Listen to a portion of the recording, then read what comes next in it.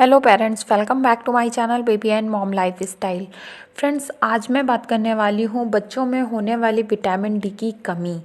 Actually बच्चों को vitamin D देना क्यों ज़रूरी होता है, इसके क्या फ़ायदे होते हैं, और अगर बच्चों में विटामिन डी की कमी हो गई है तो आपको कैसे पता चलेगा, इसके क्या सिम्टम्स होते हैं।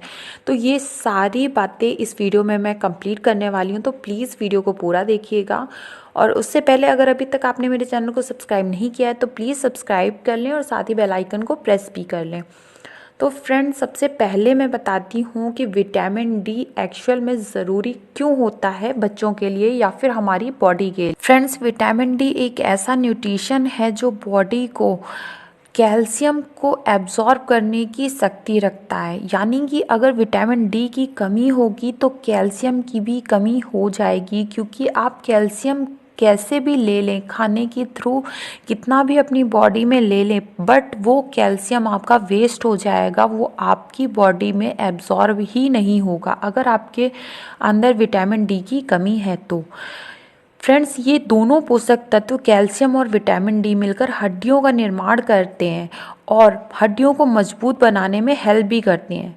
विटामिन डी हार्ट से रिलेटेड कई सारी बीमारियों को रोकता है और जो संक्रमण रोग होते हैं उनसे लड़ने में हेल्प करता है, और भी कई सारी बीमारियों को ये ठीक करने में हेल्प भी करता है। तो विटामिन डी बहुत ज़्यादा ज़रूरी होता है, और जो हमारे छोटे बच्चे होते हैं उनके लिए तो बहुत ज़्यादा ज़रूरी होता है विटामिन डी, क्योंकि उनकी हड्डियाँ, उनके बोन्स मजबूत ही नहीं हुए होते हैं और ये हड्डियों को मजबूत करने का काम करता है, इसलिए विटामिन डी उनके लिए बहुत ज़्यादा ज़रूरी हो जाता है। फ्रेंड्स, विटामिन डी की कमी की वजह से फ्रैक्चर बहुत जल्दी होते हैं, फ्रैक्चर होने का खतरा बहुत ज़्यादा बढ़ जाता है। इसके अलावा बच्चों में अगर विटामिन डी की कमी होती है ना, तो रिकेट्स, आपने ये रोग सुना होगा जो हड्डियों में नाजुक और झुकाव लाता है।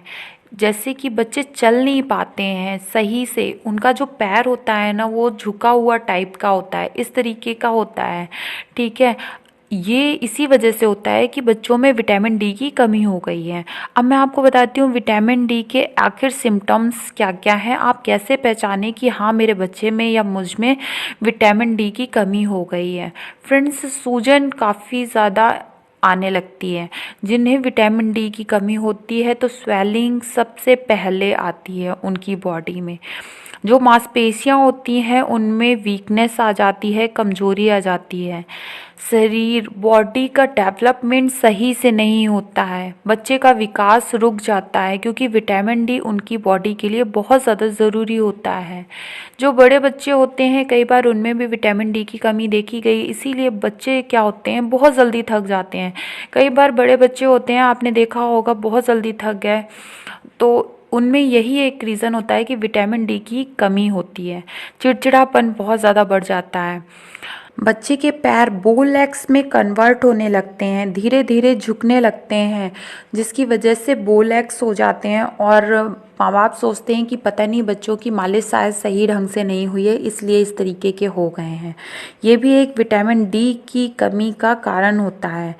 ठीक है फ्रेंड्स, इसके बाद में नीचे की बॉडी जो होती है वो दर्द होने लगती है, पीठ में दर्द रहने लगता है, हड्डियों में भी दर्द स्टार्ट हो जाता है, हड्डियां मजबूत ही नहीं हो पाती हैं।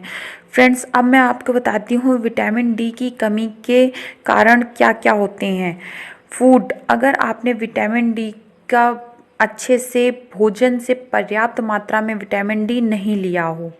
ठीक है फ्रेंड्स, नेक्स्ट है भोजन से पर्याप्त विटामिन डी को अवशोषित ना कर पाने की, ये सबसे ज़्यादा प्रॉब्लम होती है।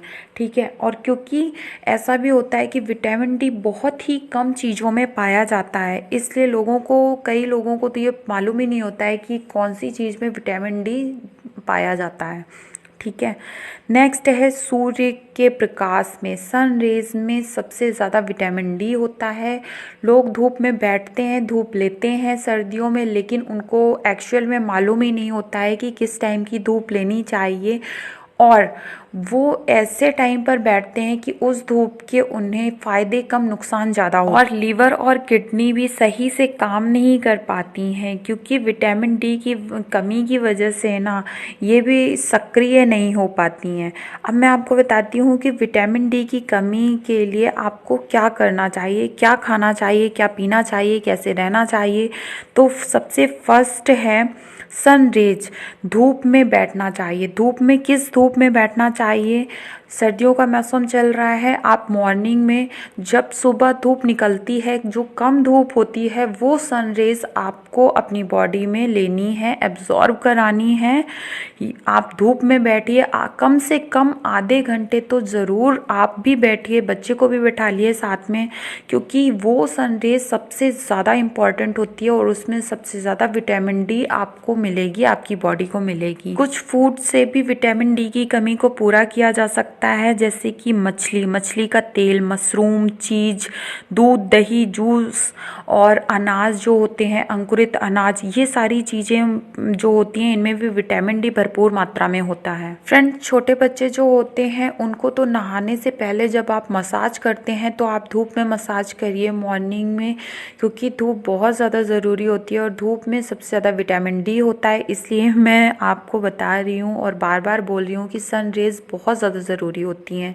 फ्रेंड्स, विटामिन डी इससे अच्छा और कहीं भी आपको नहीं मिलेगा और बॉडी में एब्जॉर्ब यही विटामिन डी होता है, तो बहुत ज़्यादा अच्छा रहता है और इसके ज़रिए कैल्शियम भी आपकी बॉडी में पर्याप्त मात्रा में एब्जॉर्ब होने लगेगा। तो फ्रेंड्स, ये वीडियो आपको कैसा लगा प्लीज़ मुझे कमेंट करके बताइएगा। अच्छा लगा हो तो लाइक, शेयर एंड सब्सक्राइब करना बिल्कुल मत भूलिएगा। Thank you for watching this video. मिलते हैं नेक्स्ट वीडियो के साथ, तब तक के लिए बाय बाय फ्रेंड्स।